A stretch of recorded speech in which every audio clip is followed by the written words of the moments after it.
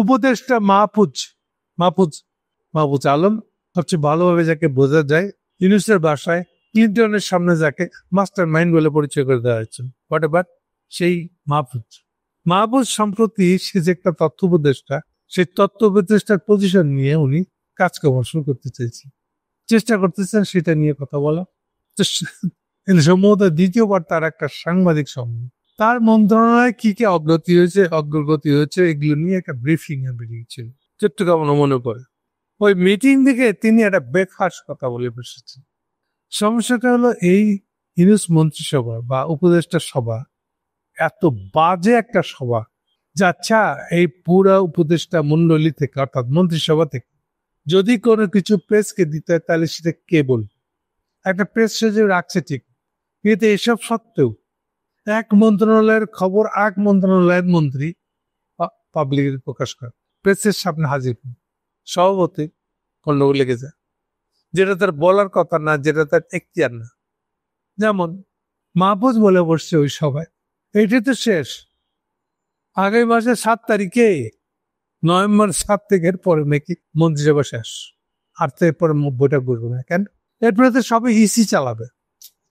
এটা আর সমস্যা। একে তো বলে বসছে 7 তারিখের পরে ইউনূস সরকার শেষ, তাহলে তত্ত্বাবধায়ক মন্ত্রিসভা আর বসবে না।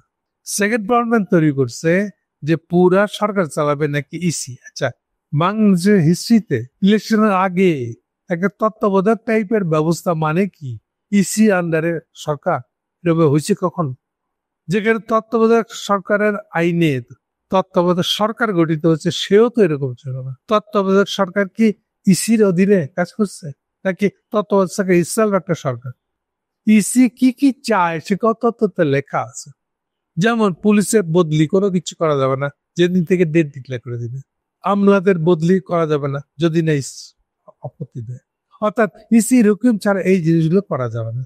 কিন্তু এর মানে কি এই দৈনন্দিন কাজের সব সিদ্ধান্ত ওটা ইসি করবে? না, দুটোর মধ্যে আকাশ পাতাল করে।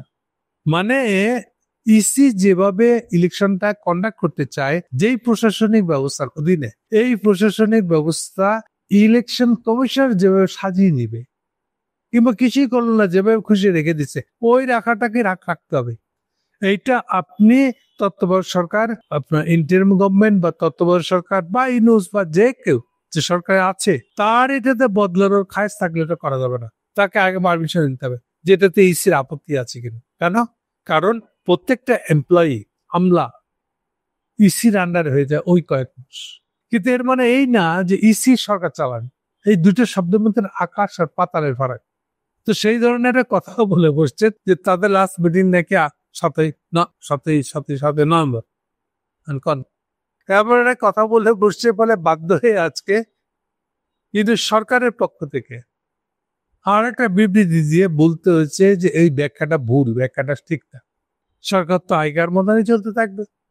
যেগুলো ইসিকে দায়িত্ব দেওয়া হয়েছে, যেগুলো কর্তৃত্ব করার দায়িত্ব দেওয়া হয়েছে, যেমন পুলিশ প্রশাসন, আমলা প্রশাসন, সিভিল প্রশাসন, এই জিনিসগুলাতে এখন একটা সবচেয়ে শীর্ষ মুখে বলার, ডিরেকশন দেওয়ার দায়িত্ব হয়ে গেছে ইসির এখন।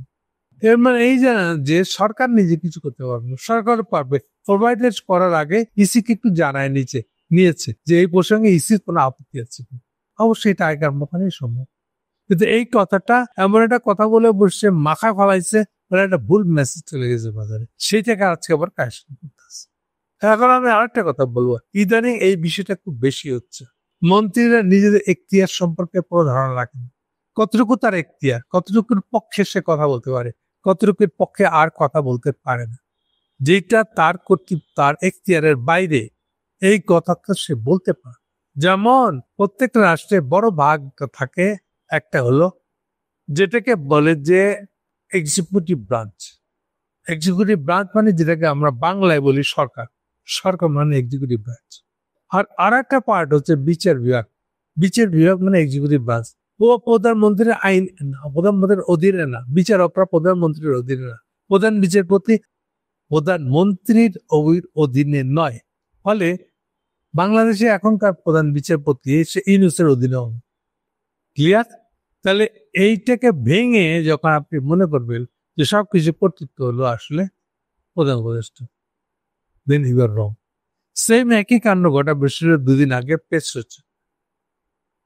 সচিব বলছিল আর কাউকে কোর্টে নেওয়া হবে না সেনার সদস্যদের। আচ্ছা, এই বিষয়টা ইভেন তাজুলেরও না, আইসিটি কোর্টের প্রসিকিউটর, যে চিফ প্রসিকিউটর, তারও এখতিয়ারে নাই। এই বিষয়ে একমাত্র সিদ্ধান্ত দিতে পারে জাজ আইসিটি কোর্টে। তাহলে কোর্ট থেকে কোথায় চলে গেছে দেখেন, নিজের এখতিয়ার সম্পর্কে প্রেস সচিবের ধারণা নেই। সো হোল ইউনুস গভর্নমেন্টেরই এই যে এখতিয়ার সম্পর্কে জ্ঞানের অভাব প্রতিটা ক্ষেত্রে দেখা যাচ্ছে, এবং প্রতিটা ক্ষেত্রে তারা মার খাচ্ছে পাবলিকের হাতে। তারা যেটা বোকা গাধা যা মন চায় বলে দিচ্ছে, এই বলার কোনো দায়িত্বের সম্পর্কে তাদের কোনো জ্ঞান নেই। সো পরপর এই ঘটনাগুলো কিন্তু ঘটতেছে। এটা কয়দিন ঘটবে আমি জানি না, বাট ভেরি বিপজ্জনক। এটা খুবই খুবই খুবই খারাপ কাজ, বিপজ্জনক কাজ। আপনার যেই কাজের সম্পর্কে এখতিয়ার নাই, আপনি সেই কাজ সম্পর্কে কথা বলতে গেছেন। এগুলো আর বেশি দিন নাই। এই ইউনূস সরকার, অন্তত তার উপদেষ্টারা এগুলো সম্পর্কে যদি খেয়াল না রাখে, বড় ধরনের বিপর্যয় হওয়ার সম্ভাবনা একটা আছে। Thank you.